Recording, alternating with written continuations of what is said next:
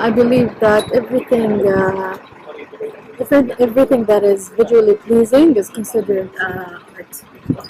It's putting your own imagination and creativity and skills into changing it from an intangible to a tangible asset or product. It engages what we think in reality and what things are in our own perspective. And art really motivates our consciousness and the human consciousness in general. Anything that can be used to, anything that is produced through expression. The whole universe. Look at from the smallest thing, the atom, to the biggest thing in the universe. Art عندي أنا اللي هو mastering of skills. فلما تجينا أنت عندك حرفة، الحرفة هذه إذا أنت اتقنتها بالكامل وطلعت الفول potential من الحرفة هذه، فأنا أشوف إنه هذا art.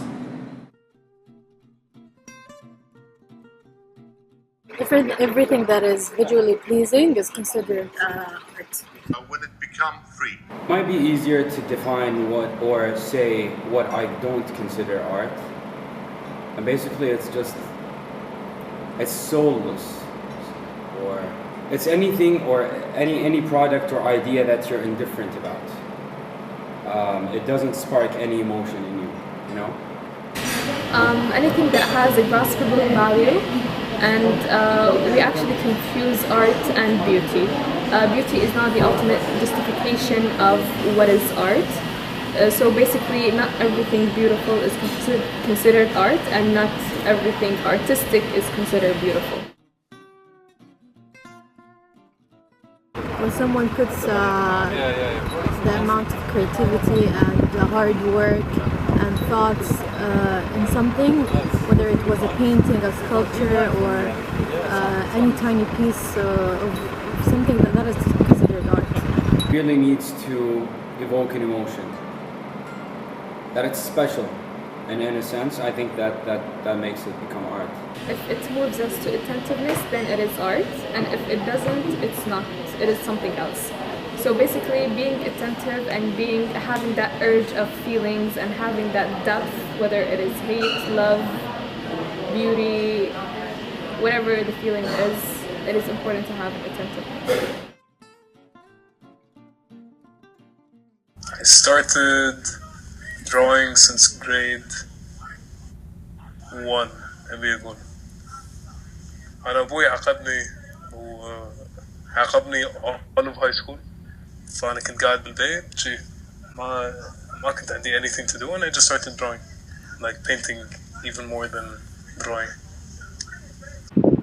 Since I was a little kid, it was a hobby, and my kind of art developed while I grew up. At first, at school it used to be sun and houses and kids. And when you grow up, you start to develop more and adapt more styles of art. When you meet different artists and people, you develop your own style in art. It was almost 5 years ago. Why? I think I've always wanted to create stuff. I've always enjoyed art.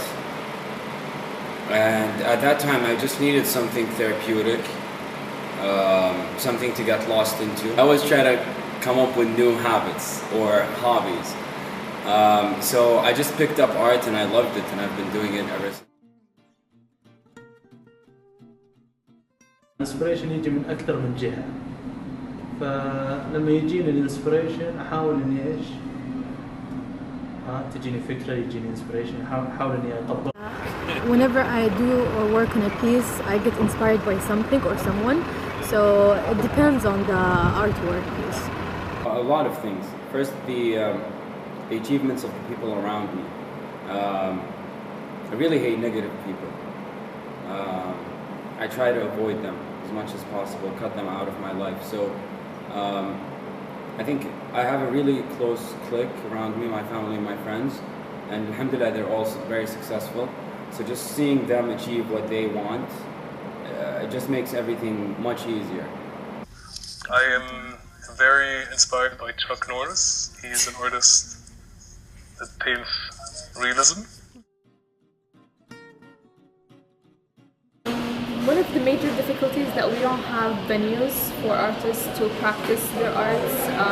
The art events are really low, and we only have specific seasons for arts. And basically, we don't have as well the art knowledge and the art idea of what art can do and what is the effect of art in our society. قل اللي هو الإقبال على الآرت عن برا. The lack of availability of different art supplies. في the view اللي يعني ما راح you're not gonna get money doing art. وشلون how are you gonna get married? blah blah blah blah blah blah blah. But for me it's not really a problem. In time inshallah كله بيد ربنا, you know. The number one is the availability of art supplies, and the other part is more chances offered to the artists. Varieties, actually. I hope to be the change, inshallah.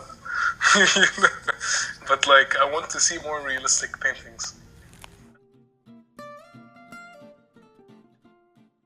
Motivating them, letting them participate in international exhibitions, because if we keep being in the same close community, the same people appear, the same artists, so I think when you open up to international exhibitions or selecting or making a competition for artists to participate, I think that's a good motivation for them to open up and learn about art.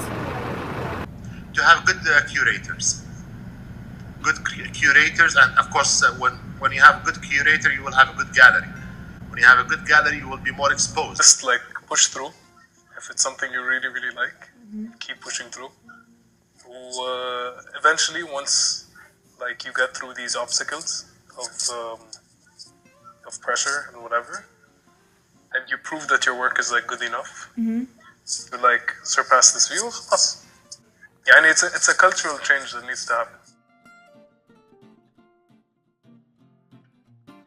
Definitely street art. I don't dislike as much as I lost traditional art, lost its magic. There's a lot of art schools that we don't see here. We have very traditional rhythm that we follow in arts. So I really wish that we can take another step into moderation and being contemporary. ما في تايب معين، كل واحد عنده ستايل الخاص.